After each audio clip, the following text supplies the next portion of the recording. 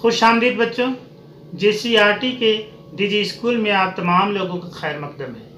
آج میں درجہ 5 کی درسی کتاب ابتدائی اردو کے سبق نمبر 7 لے کر حاضر ہوا ہوں۔ یہ ایک نظم ہے جس کا عنوان ہے میری پتنگ۔ یہ نظم ہندوستان کے مشہور شاعر جناب محبوب راہی کی لکھی ہوئی ہے۔ اس میں انہوں نے ایک اڑتی ہوئی پتنگ کو دیکھ کر بچے کے دل میں بھی بلندی تک پہنچنے اور کامیاب ہونے کی جو امنگ پیدا ہوتی ہے، اس کو انہوں نے اس نظم میں ظاہر کیا ہے۔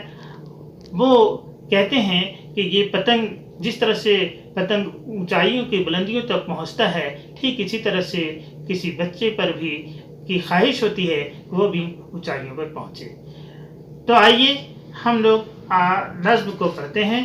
نظم یوں ہے: کتنی پیاری پتنگ ہے میری، دیکھ کر عقل دنگ ہے میری، کیسے خوش رنگ ہیں اس کے، رنگ کیا شوخ و شنگ ہیں اس کے، آسمانوں میں جا کے اڑتی ہے، آسمانوں میں جا کے اڑتی ہے، ڈولتی ہے ادا سے مڑتی ہے، اور ڈولتی ہے ادا سے مڑتی ہے، ڈور بھی کاٹ دار ہے اس کی، مثل تلوار دھار ہے اس کی، اوپر اٹھتی ہے نیچے آتی ہے، دائیں اور بائیں گھوم جاتی ہے، اوپر اٹھتی ہے نیچے آتی ہے، دائیں اور بائیں گھوم جاتی ہے، جب کبھی میں اسے اڑاتا ہوں، جب کبھی میں اسے اڑاتا ہوں تو خلاؤں میں خود کو پاتا ہوں،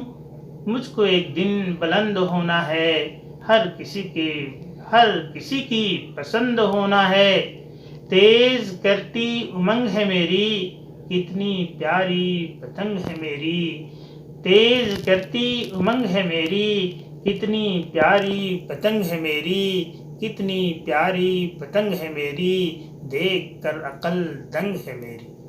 تو بچوں، ابھی ہم لوگوں نے یہ نظم کے ایک ایک شعر کو دیکھا ہے۔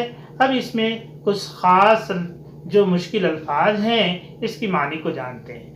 جیسے اس میں آیا ہے دنگ رہنا، عقل دنگ کے معنی حیران رہنا، خوش رنگ کہتے ہیں اچھے رنگ والے کو، اور ایک لفظ آیا ہے شوخ و شنگ کہتے ہیں تیز یا بھڑکیلے رنگ کو، اور پھر آیا اس میں ایک لفظ کہ ادا کے معنی ہوتا ہے انداز، جیسے ڈولتی ہے ادا سے مڑتی ہے معنی انداز، ایک ادا انداز اور طرز۔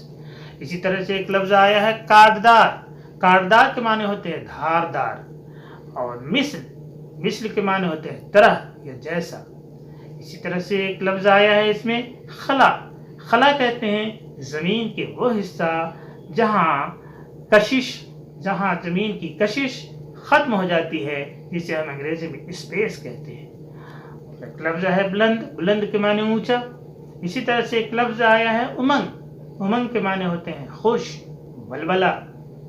تو آئیے اب ہم لوگ یہ نظم کے معنی بھی سمجھ لیے ہیں، اب اس سے متعلق کچھ سوالات اور جوابات کو حل کریں گے، اور پھر اس میں سے جو خالی جگہ ہیں انہیں بھی ہم لوگ پر کریں گے۔ آئیے اب سوال و جواب کو یوں حل کرتے ہیں۔ پہلا نمبر ہے سوچئے، بتائیے اور لکھیے۔ نمبر 1، پتنگ دیکھ کر بچے کی عقل کیوں دنگ ہے؟ جواب ہوا کہ بچے کا عقل دنگ ہے کیونکہ وہ اپنے جب پتنگوں کو دیکھتا ہے تو اس کے خوش رنگ اور اس کے انداز اور اس کے بھڑکیلے رنگ اور پھر آسمان میں جا کر کے اڑنا، ان تمام چیزوں کو دیکھ کر وہ حیران اور دنگ ہے۔ اسی طرح سے پتنگ کی ڈور، دوسرا نمبر سوال ہے پتنگ کی ڈور کیسی ہے؟ پتنگ کی ڈور کاٹدار ہے یعنی دھاردار ہے۔ اور پھر سوال ہے پتنگ بچے میں کون سی امنگ پیدا کرتی ہے؟ تو بچے کے دل میں بلندی تک پہنچنے، कामयाब होने की उमंग पैदा करती है। दूसरा नंबर सवाल है, नज्म के मुताबिक मिसरों के जोड़े मिलाइए। कितनी प्यारी पतंग है मेरी, देख कर अक्ल दंग है मेरी, ये मिलेगा। इस तरह से हम अशार जो बनाएंगे एक मिसरे को दूसरे मिसरे से मिलाकर। तीसरा सवाल है, इन लफ्ज़ों के मतजाद लिखिए। मतजाद के माने उल्टा होता है, बुलंद, बुलंद के उल्टा पस्त, आसमान, आसमान का मतजाद ज़मीन, दाएं बाएं, ऊपर के हो जाएगा उल्टा नीचे, खुश रंग बदरंग, तेज़ सुस्त, दिन रात, उठना बैठना। अगला हम लोग मश्क करते हैं। खुश रंग दो लफ्ज़ों खुश और रंग से मिलकर बना है। इसकी माने है अच्छे रंग वाला। आप भी खुश लगाकर 6 अल्फाज लिखिए, जैसे खुश मिजाज। अब आपको मश्की सवाल दिया गया है, आप खुद से इसको लिखेंगे। फिर अगला सवाल है, नीचे दी हुई तस्वीरों को गौर से देखिए। तस्वीर है जिसमें एक शख्स है पंडित जवाहरलाल नेहरू, जगह है लाल किला, और एक चीज़ वहाँ नज़र आ रही है जिसे हम कहेंगे झंडा। तो बच्चों, किसी शख्स, जगह या चीज़ के नाम को इस्म कहा जाता है। इस्म की 2 किस्में हैं, इस्म ख़ास या इस्म मारफा, और इस्म आम या इस्म नकरा। इस्म ख़ास किसी ख़ास शख्स, जगह या चीज़ के नाम को कहते हैं। इसे हम इस्म मारफा भी कहते हैं, जैसे महात्मा गांधी, हिंदुस्तान, ताजमहल, लाल किला वगैरह। और इस्म आम किसी आम शख्स, जगह या चीज़ को कहते हैं। इसे इस्म नकरा भी कहते हैं, जैसे लड़की, पहाड़, किताब वगैरह। आइए अगला मश्क हम लोग देखते हैं।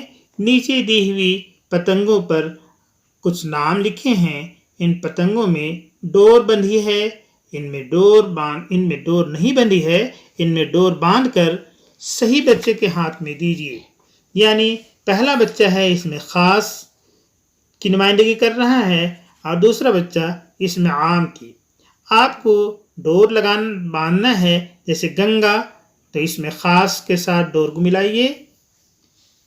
कुतुब मीनार, इसमें ख़ास के साथ मिलाइए। मुंबई, इसमें ख़ास के साथ मिलाइए। हिमालय, इसमें ख़ास के साथ मिलाइए। आरिफ, इसमें ख़ास के साथ मिलाइए। और झील, इसमें आम के साथ मिलाना होगा। तलवार, इसमें आम के साथ मिलाना है।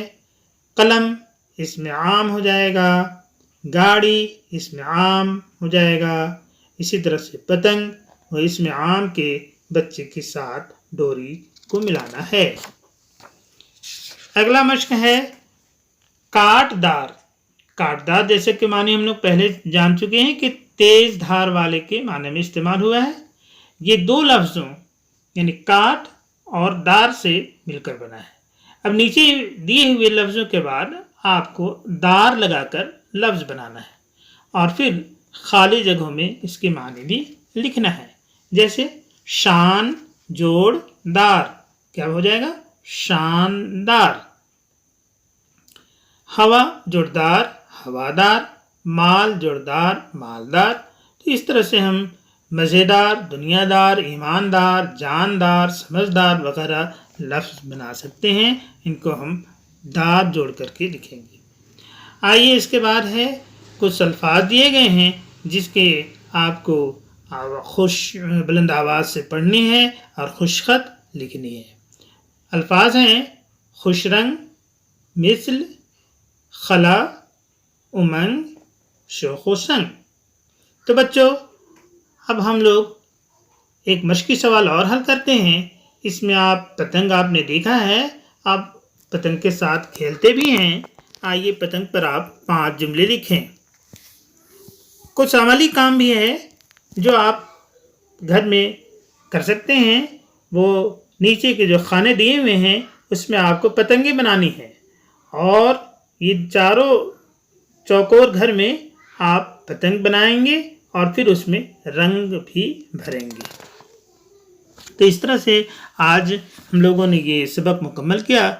انشاءاللہ پھر ہم لوگ اگلی ویڈیو میں ملاقات کرتے ہیں. تب تک کے لیے خدا حافظ.